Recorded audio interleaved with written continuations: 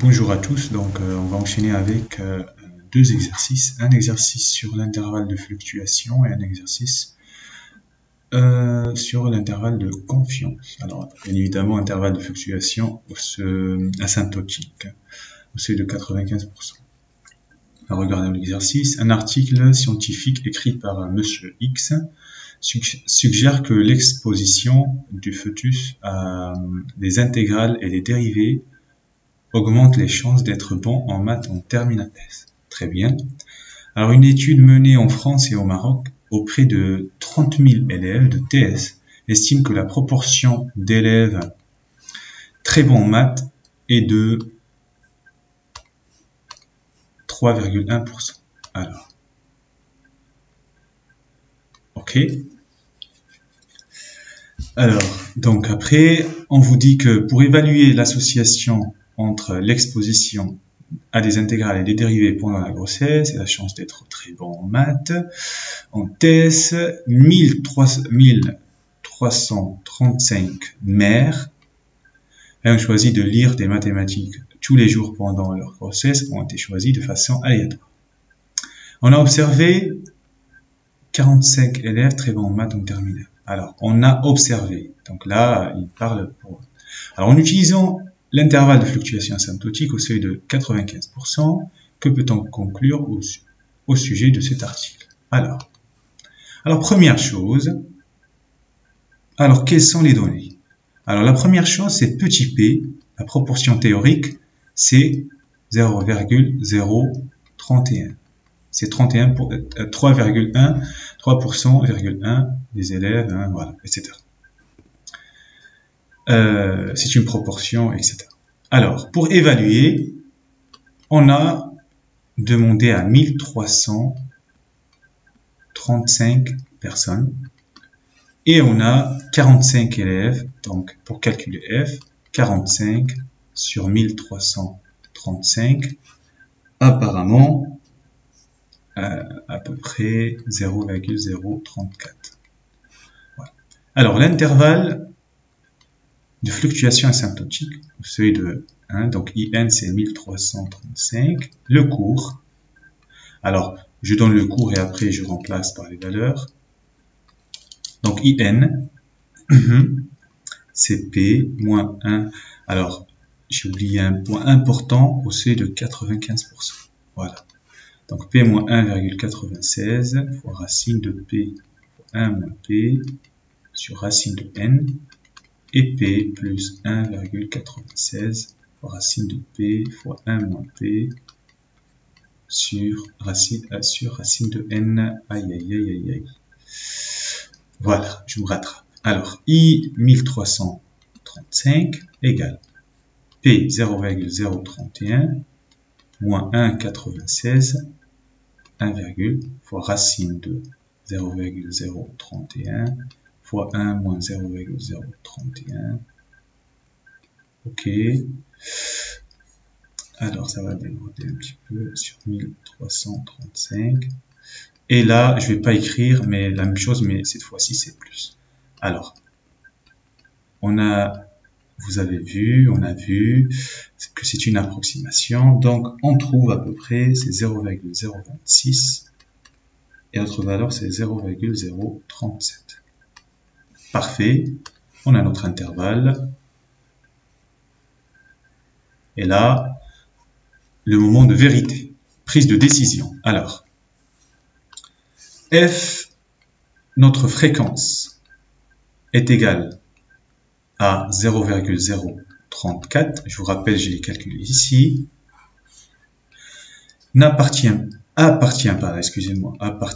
l'intervalle I 1335. Alors, donc, qu'est-ce que je peux conclure par rapport au sujet? Je peux conclure que l'hypothèse, donc on accepte l'hypothèse faite sur P égale 0,031 avec un risque d'erreur. Alors, avec un risque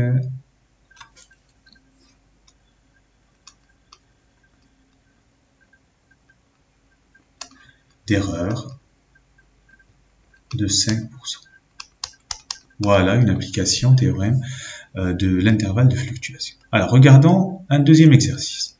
Alors, encore une fois, un monsieur X, un fameux professeur de maths, bien connu dans cette fiche d'exercice, et inventeur, a imaginé un détecteur de tricheurs. Très bien, ça m'intéresse. Alors, pour s'assurer de l'efficacité de son détecteur de tricheurs, il le teste en approchant le boîtier de 50 fois d'élèves tricheurs et 52 fois d'élèves non tricheurs. Ok, il résume dans le tableau. Alors lui, test positif, test négatif, élève tricheur, élève non tricheur. Question 1. Détermine un intervalle de confiance au seuil de 95% de la proportion de tests positifs lorsque l'élève triche. Alors, il faut bien lire la proportion de tests positifs lorsque l'élève triche. Alors, regardez. Donc, la question 1. La fréquence. Alors, je vais le test positif et triche. Alors, on sait qu'au total, 50 pour ceux qui trichent. Et les élèves test positifs et trichent, il y en a 37. Très bien. Alors ça, on trouve 0,74. Maintenant, l'intervalle de confiance correspondant, le cours me dit, c'est f moins 1 sur racine de n, f plus 1 sur racine de n. Alors, n ici, des élèves qui trichent, c'est 50. Alors, je remplace 0,74 moins 1 sur racine de 50 et 0,74 plus 1 sur racine de 50. Alors, à peu près, on trouve 0,6 et 0,74. Pour le premier cas, ça veut dire quoi? Ça veut dire que le test positif et l'élève, c'est un élève tricheur. Alors, deuxième question. Alors, donc, déterminer, alors attention, déterminer l'intervalle de la proportion de tests négatifs lorsque l'élève ne triche pas. Alors, vous allez voir pourquoi j'insiste et je mets l'accent sur chaque mot. Question 2. Alors, n, on sait que l'élève ne triche pas, les élèves, voilà, il a pris 50. La fréquence, alors, négatif et ne triche pas. Vous voyez la concentration qui est demandée pendant un DS, une éval, un exercice, le bac et tout ça. Alors, les tests négatifs, non. L'élève ne triche pas, il y en a 43 sur 50. C'est exactement 0,86. Alors, intervalle de confiance. Donc, vous avez compris, je ne vais pas remettre le cours. Moins 1 sur racine de 50. Et 0,86 plus 1 sur racine de 50. Alors, qu'est-ce que ça donne à peu près? Ça donne 0,72, 0,86. C'est l'intervalle de confiance. Alors, ces deux intervalles, ils servent à quoi en fait? Ils servent à... Alors, le premier, donc je suis dans la partie 3, hein, donc je vais la faire ici, là. Partie 3, interprétation. Hein, pardon. Interprétation. Alors, ces intervalles, ils nous donnent une approximation, une estimation de la proportion P, pour que, dans le premier cas, que le test positif et que l'élève triche, donc la proportion P doit être entre 0,6 et 0,74, et la proportion P pour que le test négatif et que l'élève soit non tricheur, la proportion théorique du constructeur doit être entre 0,72 et 0,86.